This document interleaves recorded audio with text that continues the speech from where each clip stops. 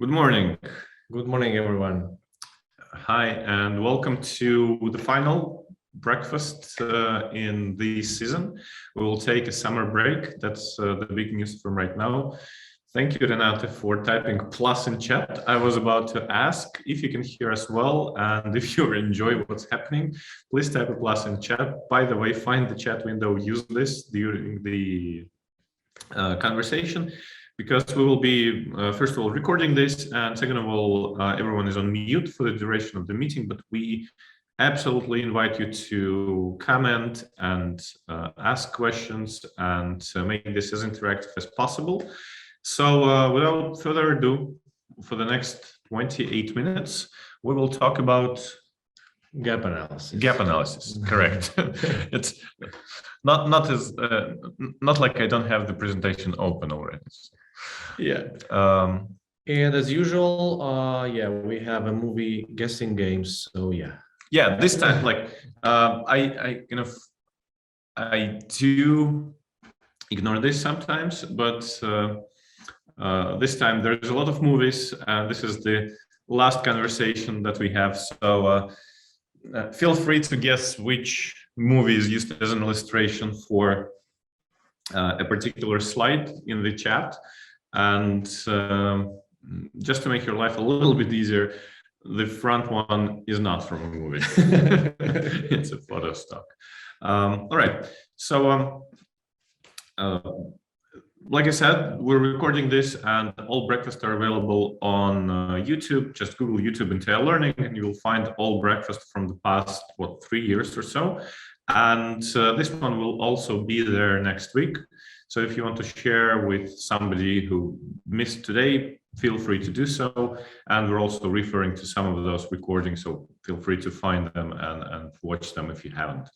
Now, the gap analysis, it's a big word, rather short word. Yeah, 2 words. 2 words. But what it means essentially is asking the question, why aren't they doing what we want them to do? This is something that we at INTEA do every time before absolutely every project. Typically, we ask this question not to learners, but to the client. And it's not my favorite question, because especially with new customers, because it puzzles them sometimes, because they haven't thought about that, and it kind of stops the project in its tracks. We were about to do a course, they know what course they want to do, they have sometimes even a technical idea, look, it should all be video based, and we'll be showing stuff, or it should be mobile enabled, and they will be watching this course at their working desks or something like that from their phones, and they have all these ideas, and they need to learn this and that, but when you ask them, like, okay, wait, why are you even doing that course? Why are we building this? What aren't they doing now, what they need to start doing afterwards? Or of course it can be negative as well. What are they doing wrong right now? What we want them to stop, right? That's also a very valid form. A lot of courses are kind of around it. yeah, kind of preventive. Stop doing mistakes, or stop doing dangerous stuff and risky stuff. So yeah, that's the question. And before you leave right now and think like, okay, I've heard this. This is not this, right? We're not talking about learning goals. We have an excellent breakfast about setting learning goals and learning objectives, and difference between learning goals and objectives as well. It's not about knowing versus doing. And if you want this kind of breakfast summarized in one slide, it's this, just so that we talk about this and then move on to what really gap analysis means. Well, in 2 words, knowing isn't doing, right? My favorite example is smokers. Every smoker knows perfectly that smoking kills, and informing them and increasing the amount of knowledge about ways in which smoking kills does not prevent smokers from smoking. They know, they still smoke. There are no smokers who are like, what? They'll like take this cigarette pack and they like no Way. way, and I'm quitting. No, that doesn't happen, and that doesn't happen with your learners if they aren't doing something great. It's not about transferring knowledge, it's about building skills, changing attitude, and so on. And it's about formulating learning objectives in a way that after finishing this course, you will stop doing this or start doing this. It's a related topic, but we've talked about this in the past.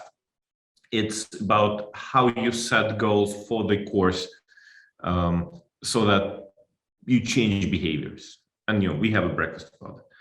What we are going to talk today is about this gap that prevents your course from even succeeding. What you have to consider before even getting to this stage. It's about the very honest, I think, thing that we have to admit is that learning can't solve a lot of problems, and a lot of problems are being solved with just learning and training, and like, hey, let's train them. They aren't doing something. Let's train them. They aren't following the procedure. We have developed this cool sales technique, and they aren't following this. Let's train them on that. We have this safety rules at the office that before entering the office you have to do this and that, whatever, wash the hands, check the video cameras, input pins, whatever. They aren't doing that, and let's train them. They are making mistakes in the documents that they are filing. Let's train them. So this let's train them, again, let me just jump back before you do. You have to ask, like, why aren't they doing what we want them to? Like, let's understand why, and then we understand if training will even help. So this gap, why the gap? There are three reasons, and this is not INTEA methodology. This is taken from IBM.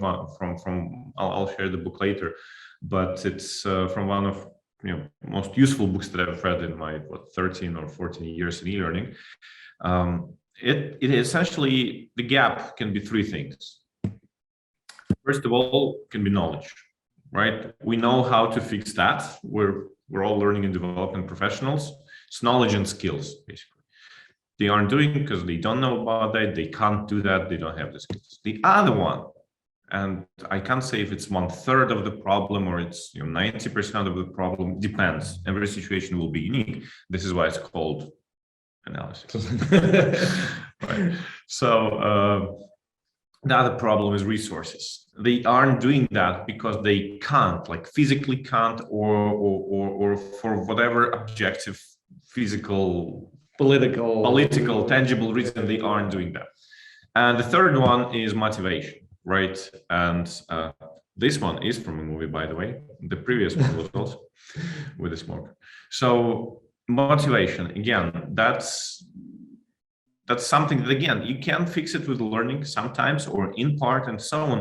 But if you're saying, okay, they aren't following the sales procedure, let's train them on the sales procedure, instead of asking yourself, why aren't they doing, and saying, because they aren't motivated, and then you're like, okay, then we need to motivate them. What can that be done with? Can that be done with a training project? Yeah, sure. Sometimes. Let's yeah, why not? Let's do a motivational training project, but not the training project on how to do the procedure. They know the procedure, right? They aren't motivated to do that. So let's dive into that. If you think that this idea is valuable, let's dive into that in a little bit more detail. First of all, knowledge and skills, right? Yeah. And here I will need Raivis' help with examples from real world, because I'm the theoretical guy here. And first of all, it's lack of training. I'm not sure if we even need the example here, but it's kind of something I want to get out of the way. Pretty much. I mean, if our gap analysis shows that knowledge and skills is a problem, then probably the solution is training, right? And most often, of course, lack of training on something results in bad performance. But I haven't seen so many pure situations. It's never only lack of training, to be honest. Yeah. Most often it's a combination, but there are situations where you really don't know how to do it, right? Yeah. I don't know. Remember any onboarding trainings for retail personnel? They don't know how to operate the cashier machine. They don't know how to operate. They know how to put correctly newspapers on the stand. Yeah, these are knowledge and skills problem. Yeah. All pretty, but clear cut, right? Easy to solve. Is it? Yeah, it kind of the path is very straightforward, and the analysis is easy. But sometimes, like I think sometimes it can be lack of training in an adjacent skill. Like sometimes people aren't doing your reports properly because they aren't very good with computers. So you gave them computers, you taught them to file in those reports, but then you look at them closely and you find that those people that work with that, they are not very good at copying and pasting stuff, or switching languages, or adding images, or taking pictures of something. Like if they're filing something like insurance claims and so on, then they're not very good at filing images because they don't understand the difference between a 20 megabyte image that they've downloaded from their iPhone and an image that your server will accept, and they don't understand how to compress that into the small one that the server will accept. So they're like it works without pictures, so I won't add pictures. And then you're like, hey, let's train them on our system and the fact that you can add beautiful pictures to your report, and they still don't, right? So it can be different training. Yeah, it might not be that clear cut, but it's still training, right? It's, as you were saying, it's an adjacent absolutely skill.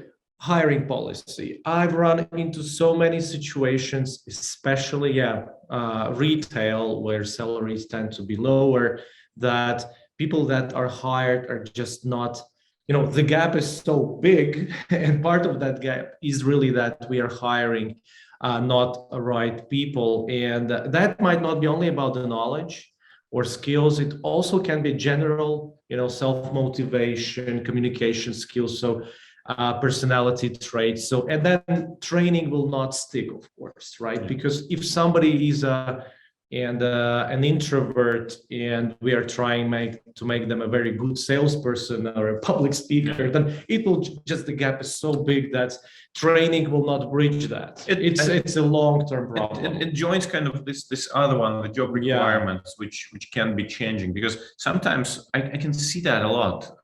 Sometimes companies are hiring consultants, and then it turns out that you have to be a salesperson. Or my favorite example, which I know a few people from aviation, and they are complaining about that as a cabin crew, a stewardess or a steward guy, steward, you have to actually sell now, right? Your KPI now is the amount of lottery tickets or cans of beer, bars of chocolate. Perfume is a huge earner for everyone. So they're like, you are hired to serve customers, to make them feel good on the flight. And safe. Exactly. Number one job requirement, of course, and 70% of training is around safety, right? You have to be like, they are there for our safety, then they are there for our comfort, and that is why they were hired. That was in the job requirements. Now it turns out they have to sell, and you're trying to kind of train them, but they are entirely different people. It's not about their motivation; they want to, but they are cut out differently. Probably even worse situation is with banks and insurance companies, where you hire essentially a clerk, and you say you have to have good computer skills, written English and Latvian or Estonian or Russian and so on. Ideally you have a financial background and so on and so on. And then turns out you actually have to sell third-tier pension plans to people who came in to do something something different entirely. Now you have to like grab them by the sleeve and like lure them in, like, hey, do you want to sign for this new product that we have or something?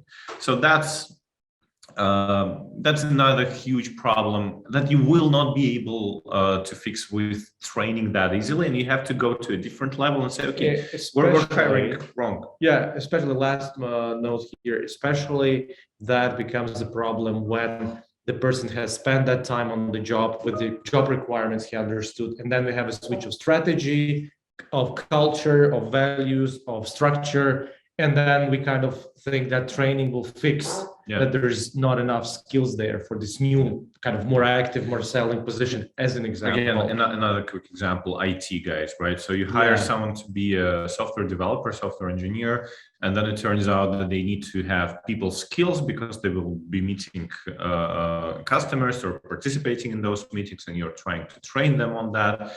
And it's typically a disaster. So, like one of the gaps is knowledge and skills. We think that we can fix that, but only partly, right? There's a ton of things, knowledge and skills. Yes, it's a problem they aren't doing because of knowledge and skills. Let's train and train and train them. Again, training doesn't fix that because we're hiring wrong people or giving them wrong ideas about what their job is. Now, the other one, I thought it's our last breakfast. We could have a little fun. Yeah, one of my favorite movies. I can like quote it all the time. Yeah, the other one is resources and tools. You have to have the right tool for the job, and the biggest resource that people lack is time, right? Right. Why aren't they doing what they're doing? Well, they don't have time. What amount of training will fix that? And should we build a course on negative amount of training might fix that? Yeah, but that's actually very good. What can we as learning and development people do about that? Screw. I'm trying to keep kind of like kids friendly here, so we can sort of let's be British. We can sort of and just give them back a little bit of time, and maybe their performance will improve. The best thing you can do is a learning profession. Now, so lack of time, very popular thing, I think. Again, compliance processes take a lot of time, so people skip them because they have other things to do. Salespeople are pressed into upselling, cross-selling, but if the flow of customers is enormous, or you will just be skipping those steps, and then somebody will be saying, we are not cross-selling enough, right? Because that guy has so many clients, he can barely deal with what they ask him, and for him, it's mostly about those extra trainings which aren't contributing directly to their jobs, but they still have to know, and then they aren't doing that, the whole procedure, and everyone is like, in things like tailgating, right? Tailgating is this phenomenon when you work in a large office and everyone has a key card to beep themselves into the building and out of the building, and sometimes one person beeps and then 5 people just go in, and that's a huge security risk, and you can train them on not doing that, and you can put the posters everywhere, don't do that. But if everyone has to be there at 8 o'clock and you have like 2 doors and you have to beep yourself, and it will keep happening, right? Because you don't have time to everyone needs to stop and go in and so on, and there's 500 people who need to get into the building by 8 o'clock, which can also be solved by technology, right? Just what technology, just build more doors, something like that. or make those beepers automatic, like people pass and they register automatically, or like face recognition, whatever. Another example of inadequate technology is, I think we had this with I think it was an insurance company. So what they were doing, they were talking to customers on the phone, and they were taking their information and typing that into reports. And then if that somehow resulted in a sale, that information that were taken by ear was transferred into CRM, into customer relationship management system, and retyped essentially. And then they were trying to contact those people with those 2 conversions of true information, first of all by phone and then by retyping, and they were finding that they can't reach those people, the names and surnames are wrong, the phones are wrong, and so on. And they were trying to solve this by training, trying to improve this human error process instead of just, hey, why can't you just type into that database directly, or why can't you switch to sending people links so they fill them out, and then you go through that questionnaire with them on the phone while you have that information, or why you don't have the automatic validation of fields like addresses, so that they, or personal codes, we have those in Latvian, you can validate them and so on. So this is something that every internet store will have, but huge insurance company won't. And I think nowadays also a very popular example are all those system trainings we do. Yeah. And again, it's an inadequate technology problem, I would say, because if the system is unclear, if the interface of the system is so unclear that you have to train on it, why don't you improve the interface of the system? Why don't you kind of supplement it with tool tips and validations and different kind of things that will make it just self-explanatory? Nobody does a training on Facebook.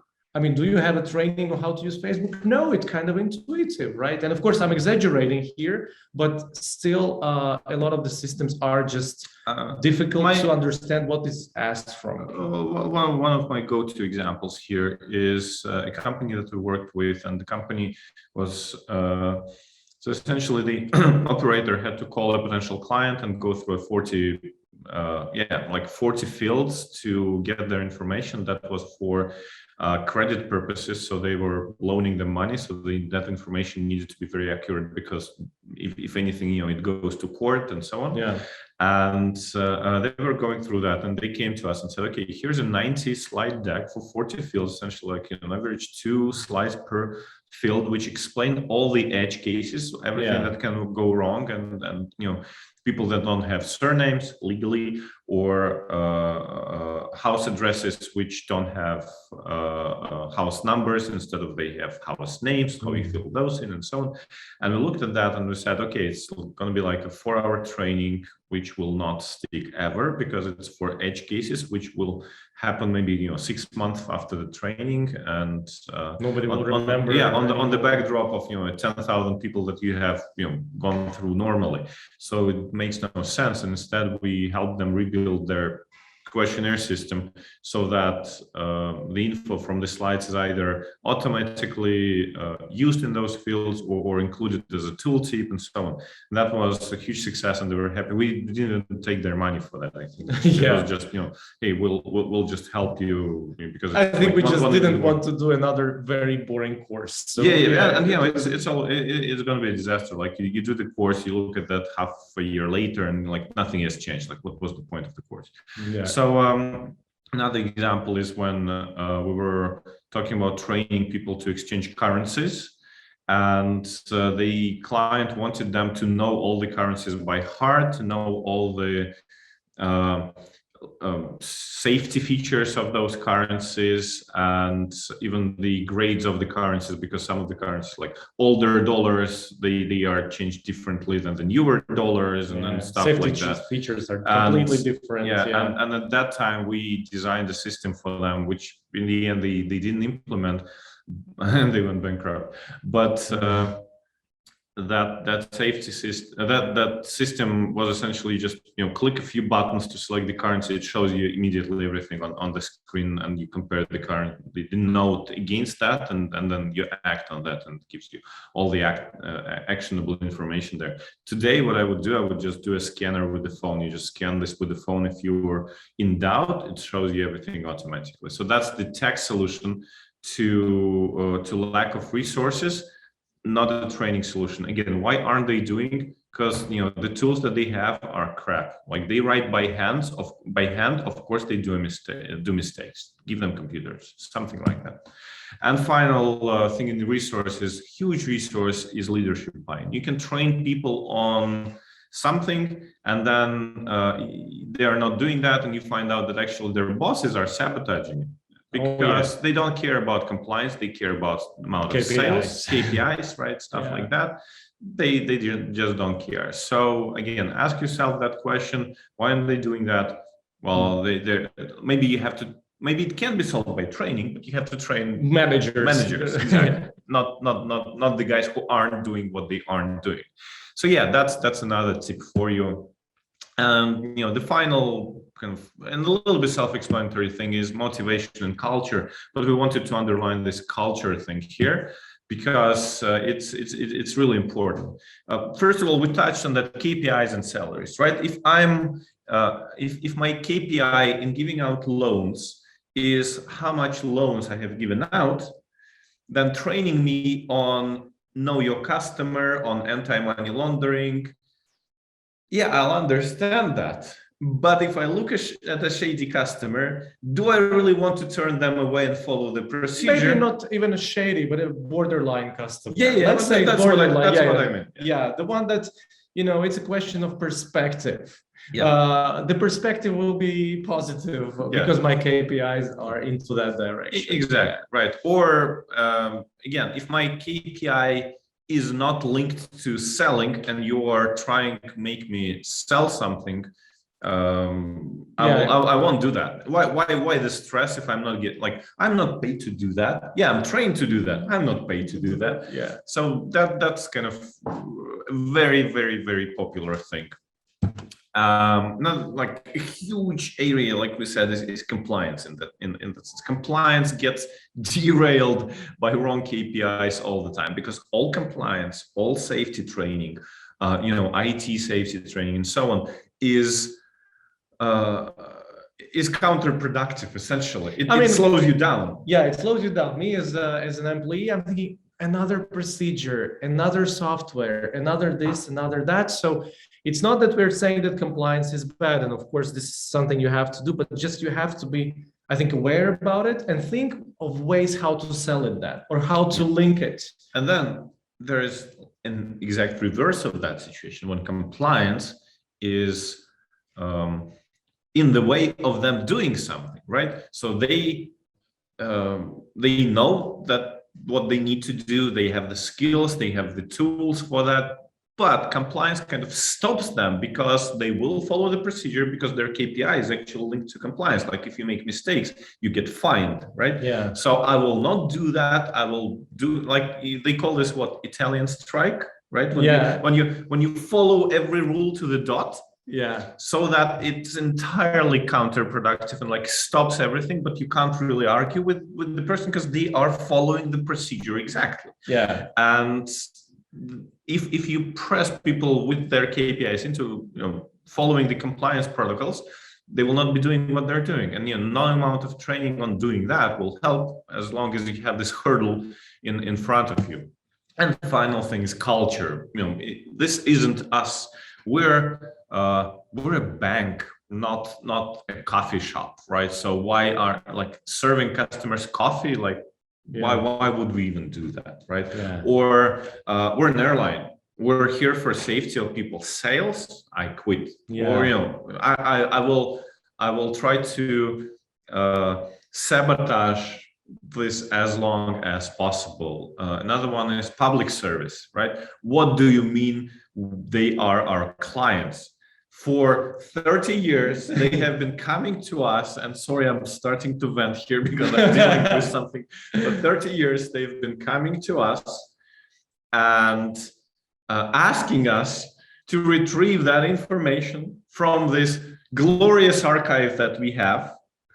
And we, the keepers of archive, would sort of look down on them and maybe try to help them if they ask next. And now you're telling us okay, we have a KPI and we have to do this and that. And the opposite works. I mean, the opposite works. I have very good examples of companies where it used to be very customer centric. Overly customer centric. Okay. And then at some point you come in and you say, guys, we have to stop giving out things for free. Customers have to pay for our services. We have to account for it. And then the guy, and then you of course again clash with the culture because this is not us. I mean, I know, I know one such company. It's INTEA. Like literally, it's been a problem that had to be solved by direct intervention. It was not a revolution, but kind of very evolution over a year or two, where we understood that we have so many great clients. We've done so many great projects. Everybody loves us, recommends us. We're doing a lot of work. Company is growing. We're still poor. Like really, we don't have a project for 1 month for this or that reason. We're like going out of business. And us personally, we're really, really poor because we started looking at that. It turns out that we give out freebies. Our culture is to make customers happy. And they come to us and say, look, we have this great idea for the course you're building, which needs to rebuild half of the course. And we're like, yeah, that's an excellent idea, actually. Let's do that. It will make for a better course. You will be happier. Your learners will be happier. We'll be more proud of ourselves. Excellent. And then you count kind of the amount of hours you've spent on something versus the amount of money you've quoted against that. And we had disasters like 200%, 250% difference, right? So when you've essentially given out 3 times as much as you've asked money for, and we had to really rebuild our minds around that. Because now the one training course doesn't solve that. No. It's everything. It's management buy-in. It's resources for us to actually track that, because understanding that and measuring that was a project in itself. Took a year probably, thanks to this guy. I mean, thanks, really, otherwise it would have taken time. Not only but so that's really, I didn't plan for this, but this is really our story. This isn't us, right? We want the customers to be happy and screw margins. The project has to work, and so it turns out that it's not sustainable, so we had to change. We had to introduce tools to measure this. We had to introduce KPIs and so on and so on. So we're a little bit over the time, but this is almost the last slide. 2 things that I wanted to say. If everything that we're talking about is useful, tell us. While I'm talking, you can think about what's more important, right? So is it resources or knowledge or motivation? Type a letter if you're lazy, or if you're lazy for the whole word. So 2 things I wanted to add. We often think that knowledge and resources and motivation, they kind of combine together. So if the gap, like if resources are 0, but we can work with motivation and knowledge, and we can kind of narrow it down. It's like 20 in here, 20 in there, still 40, something like that. Doesn't work like that. It works like this. It multiplies. So if one of those is really low or 0, the whole sum or the whole product of multiplication is 0. So that question, why aren't they doing that, gap analysis, is crucial, because if you're missing something in motivation or in resources or in job requirements or something like that, you're essentially multiplying everything else by 0. And you can't just get there by throwing more resources into, we know that we can train people, so let's train them more. Like you're still multiplying this by 0 until you recognize that the gap is in a different place. And it's basically a real story in many cases, where what we heard when we came into a meeting with a customer, and they were asking, we need a customer service training, and we asked them, what have you done before? And they would explain, we had such a great course, but it didn't work. And then we continue talking until we figure out, the courses they were doing are great, but resources and motivations were not solved. So it was 0 times 0 times 1,000 is still 0. Right. And very final word of wisdom, with gap analysis, start early. The earlier you start asking that question, the easier your life will be.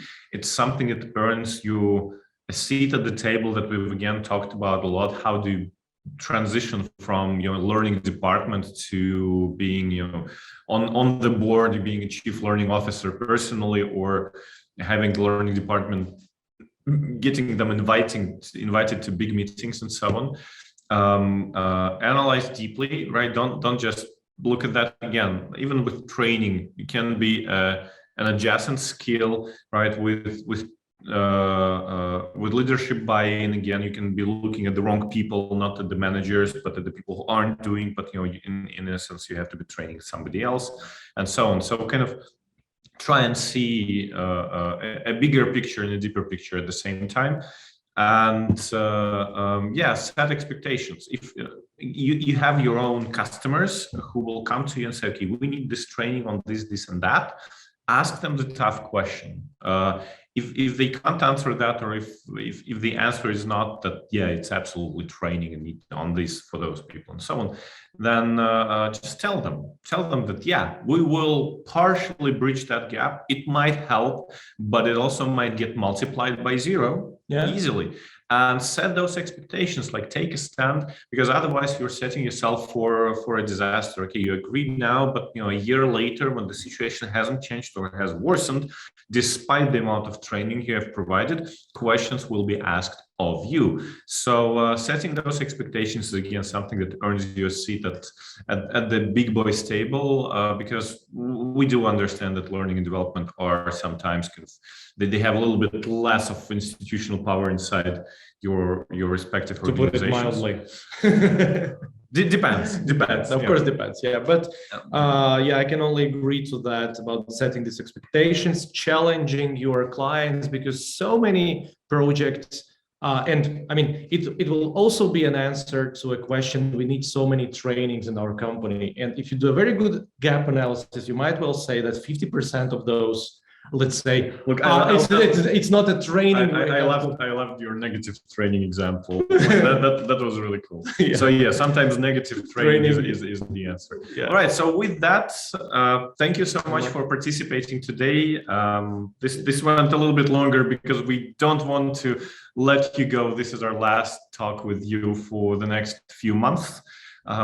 Do visit our channel on YouTube and see what leave comments. Let us know what else you want us to talk about. We have 3 months ahead of us, probably before the next breakfast, so we can prepare really well.